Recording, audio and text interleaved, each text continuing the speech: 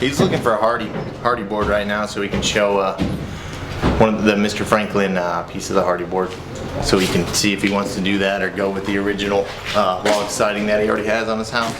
And then I'm going to be welding metal strap on these frames I built for the granite, the 20-foot granite wall that we're going to be hoisting up there. So yeah, just working on that. And my tan, you know.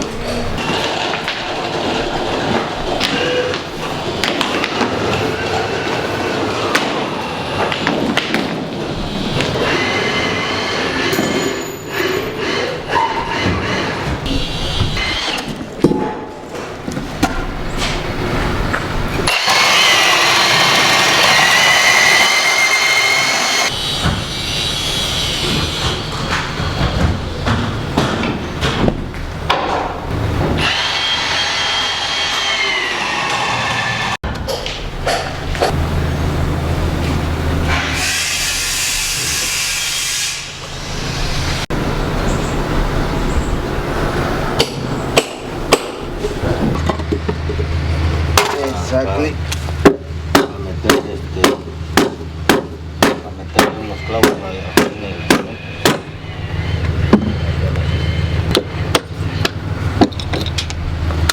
Mike, why you always gotta be filming? Oh my God, is it that complicated?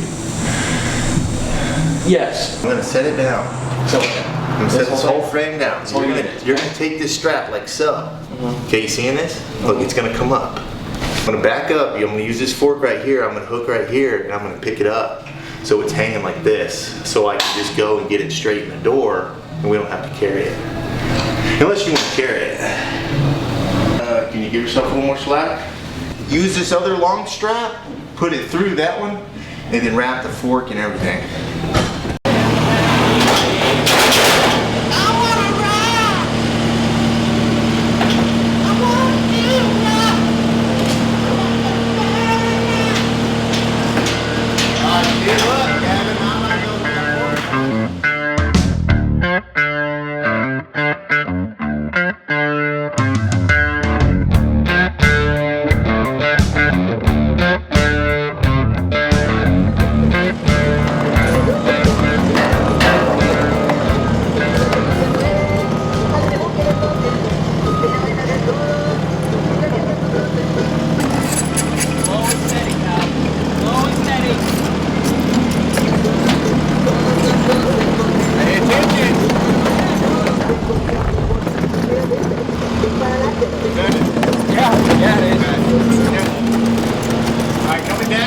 Don't come down. Why you go? Whoa. I'm gonna go.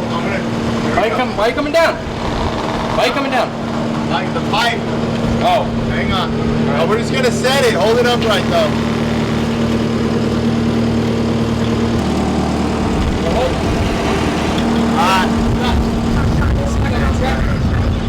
Sitting on the bobcat.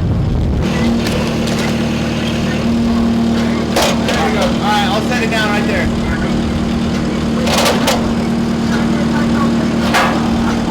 Okay.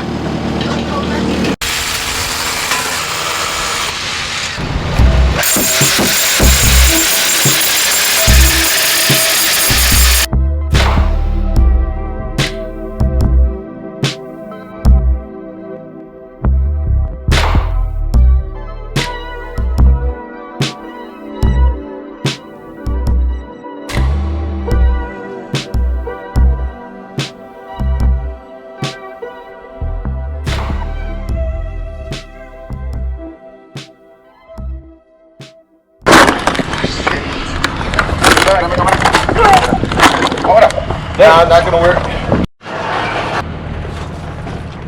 A ver, cámara eso. One sec. You got it? Yeah. Hang on. Hang on, one sec.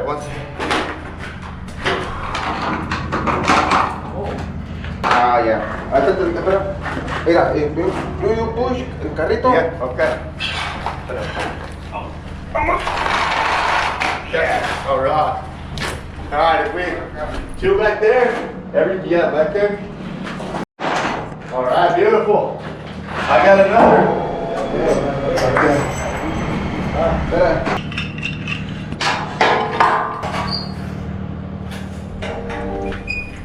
Yeah, I'm just trying to push it over this.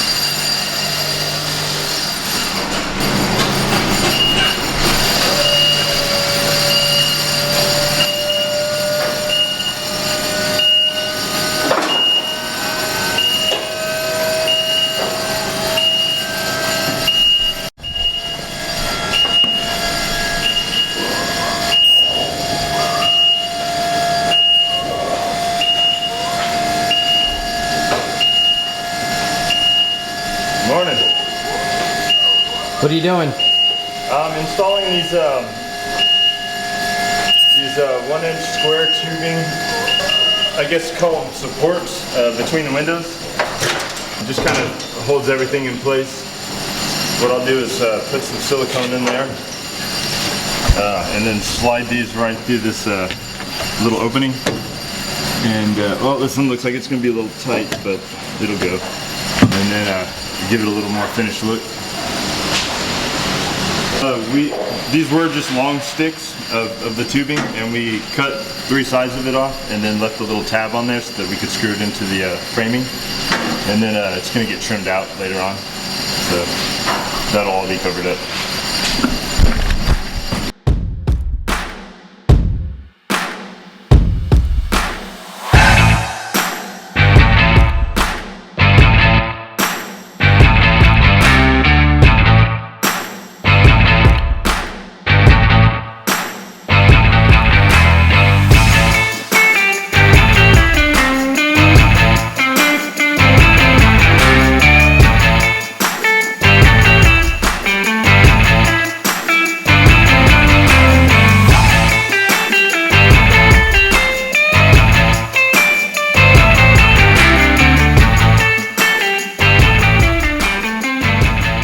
Steps in, and so they're putting this awesome arched stairwell in.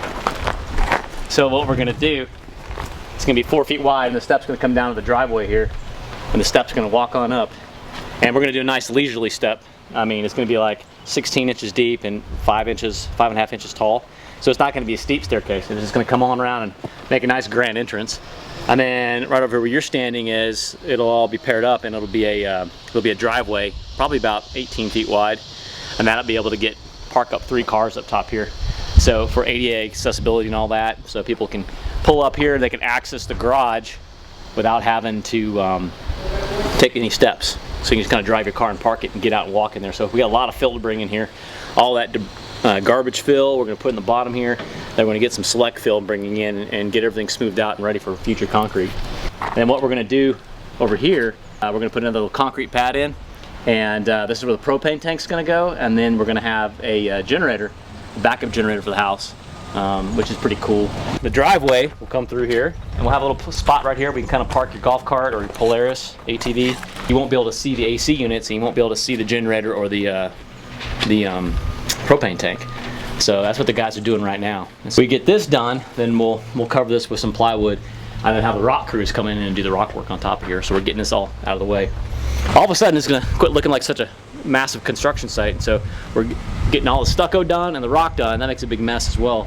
So the exterior will be done minus the roof, and then we'll be working on the interior with wiring, plumbing, and working on the HVAC runs, ductwork, and all that good stuff. And then we'll have that foam insulation and then drywall. And so it's like literally about a month. It's just going to go like a like a rapid for a month, and then it'll all slow down once we get to the drywall phase, and because that's when you got the texture and the flooring and the trim work and the paint, and it just takes time. But that's the part you got to make look extremely nice. So we've got great structure, and some of it doesn't look awesome because it's just concrete, but then we're going to make it look really nice. So did you see what Boone and the guys did? I mean, ideally, what I wanted I wanted a wall of glass, of course, just pure glass, but that's very expensive. Some of the things I was looking at online, it was almost $1,000 a linear foot for glass. So if you want a big wall of glass, that's what it cost. And obviously the taller you go, the more expensive it gets. And so to make this a wall of glass, this little, what is this, 9 feet? This 9 feet would have been $9 grand. So we ended up going with this option, and these windows were $350 each. These are ply gems, and they're 8x3s. And so we had to come in and be smart about it. We're gonna add this little piece of metal trim in, we silicone behind it. We're gonna paint them, we're gonna caulk it obviously, and paint it to match the bronze finish of the windows. And then from there we have a beautiful, this is the master suite. Yes. So the big question was, when you orient the room, you walk in here, you got the switches, obviously, it turns on all the lights and everything, but you orient the bed in here like this, so when you wake up in the morning, you're looking at the lake, right? You open your eyes, but the problem is the sun is right there, and so you're gonna have blinds on it until the sun gets up to about 11 o'clock, and then you're not getting scorched by the sun. So the idea was we're gonna orient the bed this way, and that way we have all the switches for the lamps and whatnot, and the plugging cords for your phones and all that, and the end tables. That way you can also put a TV right there over the fireplace. So you got fireplace, TV, and then if you want to look at the lake, you have to look over that way. So that was the thing we had to give up.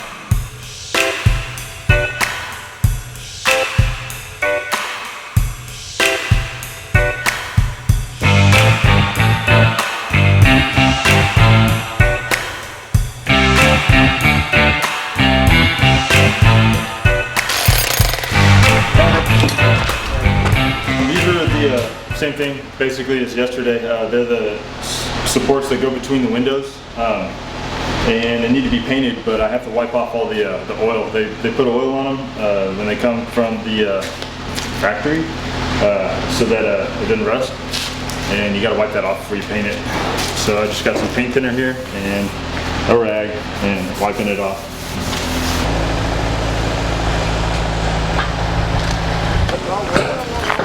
So Mike, What we're gonna do here is we're erecting the forms here. We're gonna build a little, maybe a 2-foot retaining wall coming all the way towards that tree. That will be level up with the ground. So the retaining wall's gonna come up to that last rebar. You see it right over there? It's gonna come straight up, and then it's gonna have a little curve.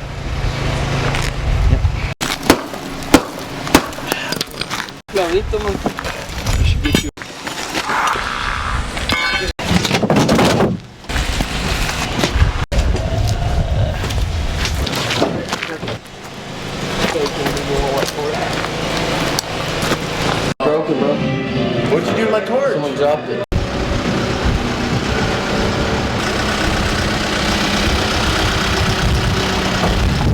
This is just a start. Rail-wise, I got tons. Okay. Well, I'm game. Yeah. Yeah. You know, here we are in the end phases Yeah. of this project. And I like this part. It's challenging, but the thing is, little stuff. you know, what I want y'all to roll into is the equipment operator. Yeah. So the idea is you've got to be able to work, but keep everybody else tasked and moving. So you're gonna be on the phone nonstop. So you got to keep stucco guys moving, the rock crew moving. You got to, next thing you get the flooring and the tile guys, the drywall crew, the paint. I'm gonna go ahead and just get a delivery of steel just to get it. Okay. Come out. We're gonna need tons of this stuff anyways. Yeah. So I'm gonna go get an order of that. Okay. And maybe some more of that. Okay. That's 1 by. Look, he acts like he knows how to use a tape measure. Yeah. Just kidding. Hey everybody, look at me and my tape measure. Wait, what is that line say? Look at me contracting. I can measure. Yeah. It's nice out.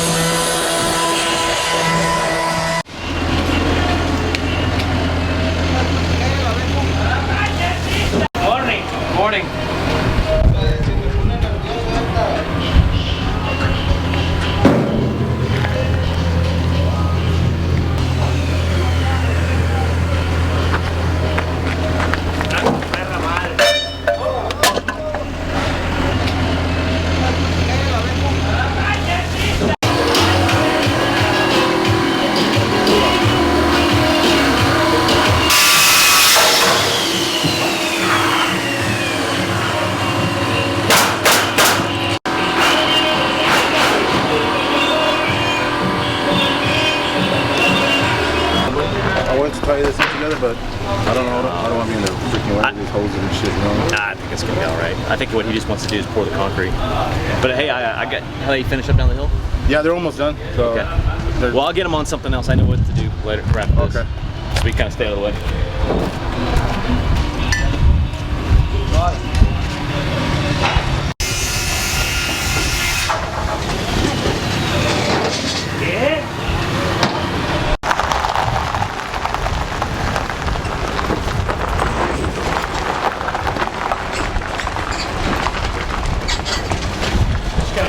So right now we're trying to stain the floors before we do the spray foam insulation, because the spray foam insulation, as it gets all over the place, and you get missing on the concrete. So what we're going to do before we do the spray foam, we're going to lay down a real thick paper and to seal the floors. But before we do that, I got to stain the floors. So in the next 3 weeks, we've got to get the wiring done, all the plumbing done, all this little extra concrete, I got to scrape that off, get the floor prepped, pressure wash the floors, get everything ready to go, and then one weekend we're going to come out here and we're going to stain all the floors because the overspray and whatnot. But before I do that, I'm going to go outside. You got to find a piece of concrete that you're not going to use, that you don't want as a finished product. So it turns out we got a porch. And we're going to clean this off, and I got a nice flat area here that we're going to do. I got over 10 different types of stain colors. And I'm going to practice mixing the stain and whatnot, putting the seal coat on it, and coming up with a final design that we like.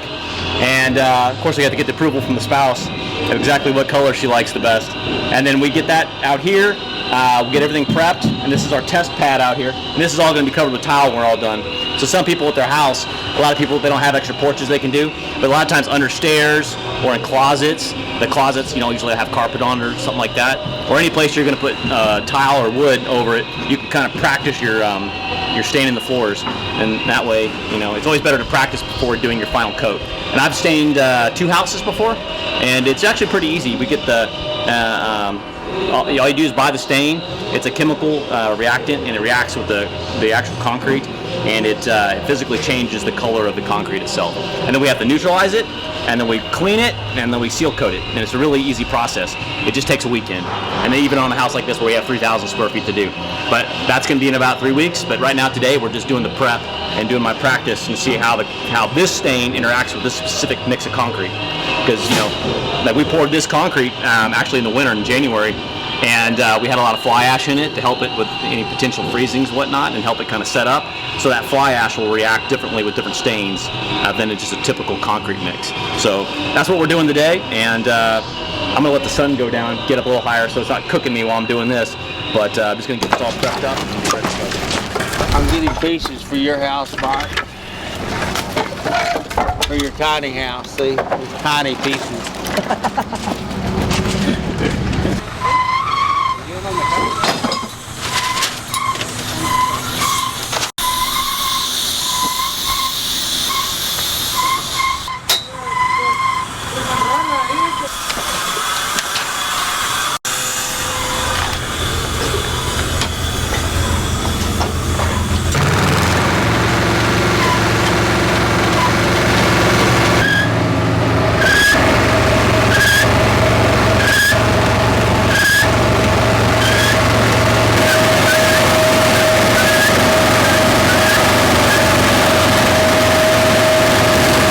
Okay, they're gonna be spraying this on. Remember a gun out on the pool?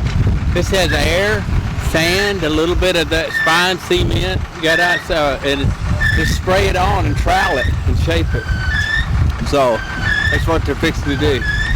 It's a very big job. We got 6,800 square foot livable. It's 3 stories above the ground, or counting the basement. So yeah, this is a huge job.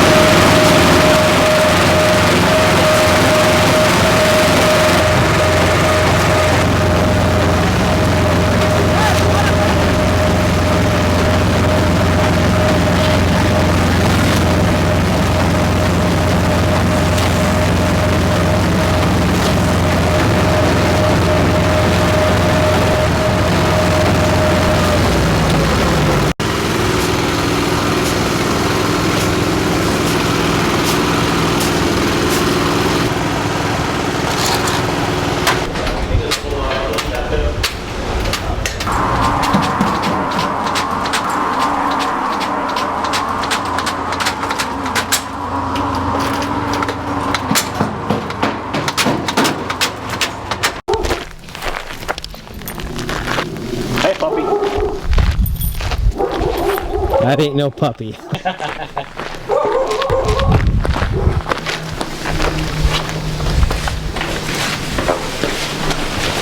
So what we're doing in this house is obviously not a build, but we just got we're getting a bid from a a drywall crew, and just coming to check out their quality work because they do the painting and the texturing. And so before I hire any contractor or subcontractor, I want to make sure they did a great job. So coming to check out their work, and that's a great advice for anybody hiring a subcontractor. Get references and go take a look and see put your eyes on their product. So it make sure you hire the right folks.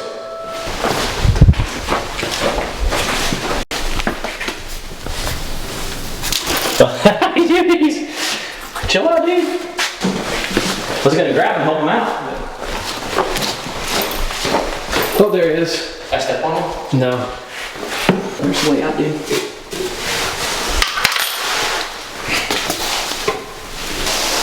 See, I did my good deed for the day. I saved a little lizard. He's like, I'm not going anywhere. Okay, run away. He's like, you're not eating me. Run away. There you go. So the hardy panel shiplap. This is what the Martins want on their house. So just need to. It's kind of nice we stopped by here because here it is.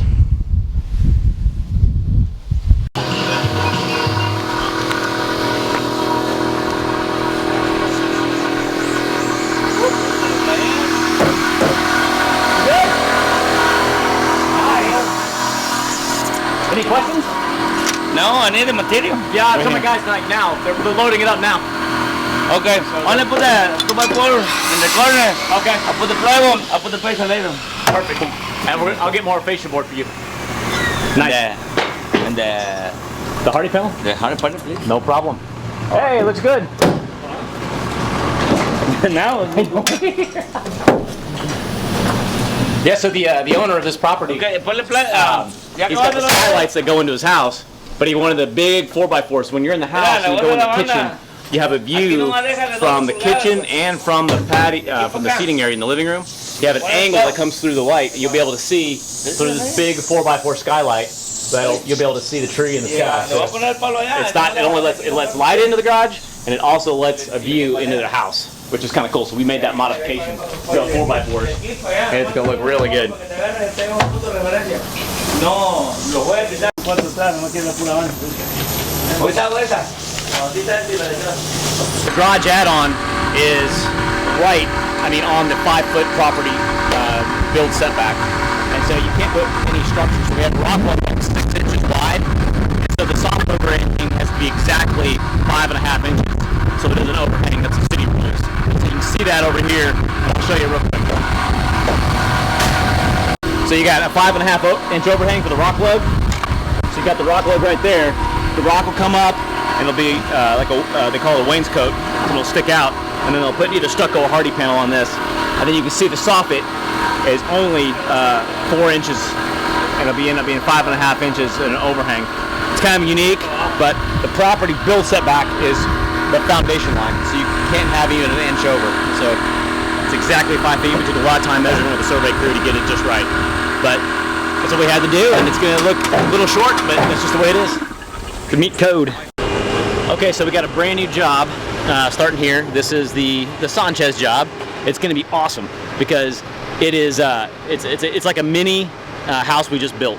We're going to have the infinity edge. We're starting with a pool and working our way up the hill. And what's nice about this project is that it's not 30% slope, it's a 20% slope, so it's easier to work on. And we're getting ahead of the game. We already got temporary power coming tomorrow. We get the permit today. We're going to start knocking out some of these trees that are in the house footprint, and then we're going to start with the bulldozing down the hill. And Boone's going to be running this one, and it's pretty exciting. So, and we're not building a dock in this one, thank God. So the dock's already built. So yeah, let's just walk down and take a look where we're going to start, and then we'll go from there. What's great is that the survey crew, they came out and did the drainage study, and they did the elevation certificate for floodplain certificate. I know it's kind of crazy. The water's all the way down there, but you know, when we have a 100-year flood event, the lake level is at 825, but they're using 830. feet above sea level, and that's the flood at a 100-year event. And so the foundation is going to be way up here. So we got all that certification stuff done, and now we can start. Well, they got to come out, the survey crew, and do the building corners. And just based on from me studying the plans, is that tree right there, that big oak tree, is about where the pool is going to start. The pool beam will be here, and then the pool will be up. And so you see the property kind of falls this way. This corner of the pool, which will be right about here, is going to be about 13 feet out of the ground. So we'll have to trim this oak tree back just a little bit. But we saved the big pretty oaks. We saved that big tree, we saved that giant tree, and all those trees down by the water. So they're going to have like a little oasis down here. They're going to have the pool up top with the infinity waterfall. We're going to put a fire pit right here, and then a path that goes all the way down. And so the property line's a little deceiving. So the property line's on the other side of that oak tree, and it's on the other side of that fence line. So like we were talking, it's 70 feet wide, or 68 feet wide, and it's about 200 to 300 feet deep.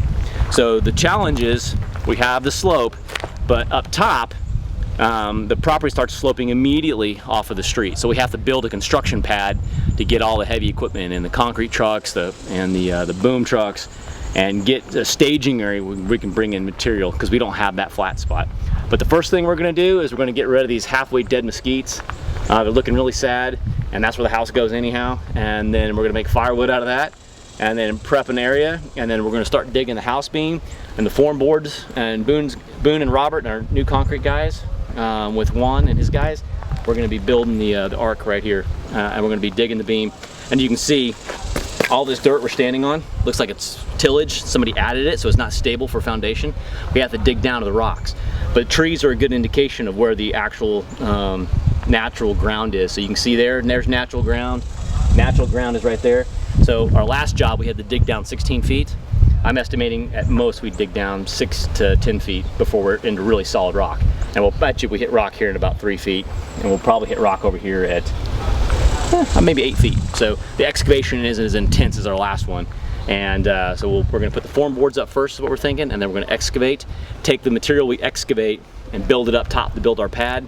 And we're going to get going. This is going to be a brand new site, excited. And yeah, this is going to be great. It's going to be a beautiful pool and view, because once we get done with this pool, we're going to trim those trees up, and they're going to be able to look over their infinity edge over the lake and through the trees. It's going to be great.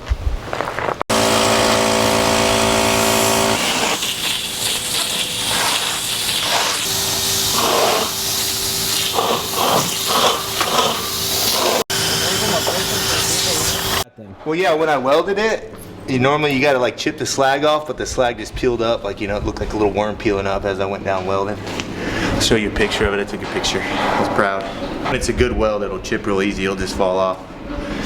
But if it's not a good weld, it's got a lot of slag in there, you'll be beating it forever with a chip hammer. Like this, beating this guy in the head to give him knock some sense into him. Next week's on, I can't catch my breath. Next week on Texas Crew Dogs. Here's the footing for the staircase. For the footing, and then after that, we'll start doing our retaining wall for the staircase coming up to the porch.